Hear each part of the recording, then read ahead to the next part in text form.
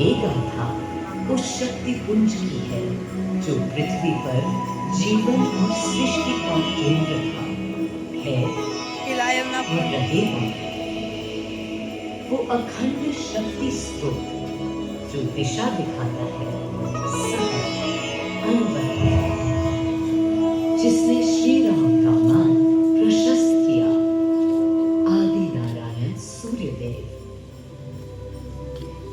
अयोध्या वासियों को भी प्रभु श्री राम की इस दुविधा का आभास होने लगा था। देखा क्या? तुमने देखा क्या? कितने सकुचाई से श्री रघुवीर थे। पद की प्रसन्नता या दर्प निरप होने का ललक या उमंग कोई कुछ भी तो दिखी नहीं। मुकुट सामने रख कितने अधीर थे। वे तो थे अधीर नहीं, हाँ थोड़े गंभीर थे। सौम्य मुखमंडल पर निर्बलों की पीड़ा थी, दीनहीन असहाय वंचितों का दर्द था। उनके लिए मुकुट अथवा राज सिंहासन वैभव का लोभ नहीं। अब कैसे सुखी दिखे जब तक सुखी सारे लोग नहीं। दिशा निर्देशन के लिए श्री राम ने स्वयं सूर्यदेव का स्मरण किया। श्री राम सूर्यदेव का आह्वान करने लाख मन से उन्होंने अपने भावों को याद किया। मन असमंजस में था, कर्तव्य की सही दिशा उन्हें सूझ नहीं रही। क्या उचित है प्रजा के लिए, उनके लिए, वंश के लिए, धर्म के लिए, शांति के लिए, इसी परामर्श के लिए अंतर्गत से सूर्यदेव को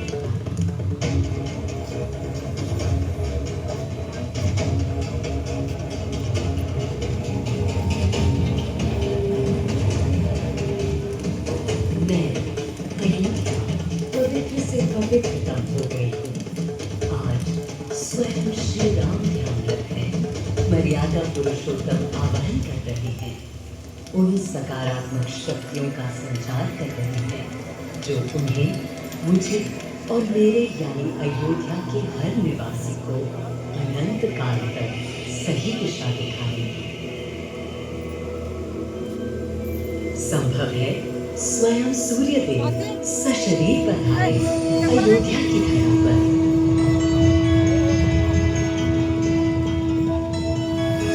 और देखो, श्री सूर्यदेव आने को हैं।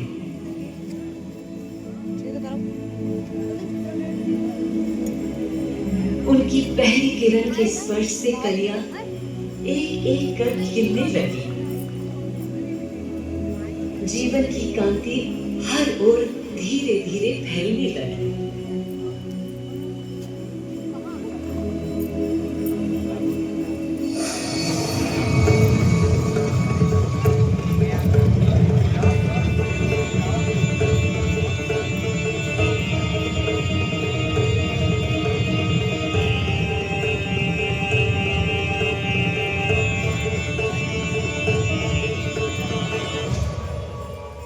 कितना अनोखा दिन है।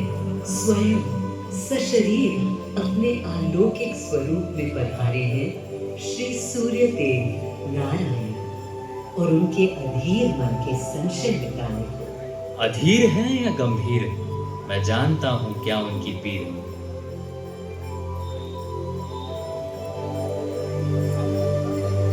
माँ कौशल्या को प्रणाम। कहाँ है राम? अरे अरे, भूलूं ये बात कि कौन बड़ा है। आज्ञा हो तो आपके चरण छू लूं। अरे नहीं नहीं, ये क्या करते हैं आदि पुरुष? ऐसा अनुग्रह सर्वथा अनुचित है। राम वंशज हैं आपके, क्यों पाप का भागीदारी बनाते हैं पितामह? पितामह पितामह होंगे हम ब्रह्मलोक में, अब धरती पर जनलोक में आ गए हैं। आइए चलिए। सूर्यदेव के आगमन पर माँ कौशल्या उन्हें मिली और विनती की कि हे देव, मेरे पुत्र की दुविधा दूर करें, उन्हें राह दिखाएं, ताकि अयोध्या का, पूरे भारत का भविष्य निर्धारित हो सके। आपकी जब पहली किरणें आती हैं तब गोचारण होता है, चिड़िया गाती हैं। लेकिन इन दिनों कितनी उदास है। कारण है उनके राम की एकाग्र साधना और सुदीर्घ उपवास। सिंहासन की ओर चरण धरना नहीं चाहते, धारण नहीं करना चाहते हैं मुकुट। कोई बात नहीं। राज्य अभिषेक के बाद राज्य जो भी चले, राम राज उसका ही तो कहलाएगा। मैं आ चुका हूं तपस्वी राम।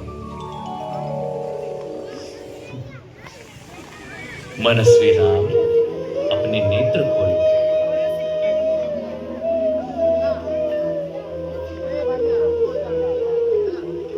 प्रणाम पितामह, प्रणाम। प्रणाम मेरे राम, प्रणाम। पितामह, राम राज्य क्या है? राम स्वयं पूछ रहे हैं कि राम राज्य क्या है। पुनर्ता नया प्रश्न है। अभी तो आप कह रहे थे जो भी मैं चलाएगा। कह रहा था कि राम राज में राम के लिए भी विधान होंगे। आदिदेव, कुछ अनुमान तो मुझे हैं, लेकिन अब आप बताइए क्या विधान है।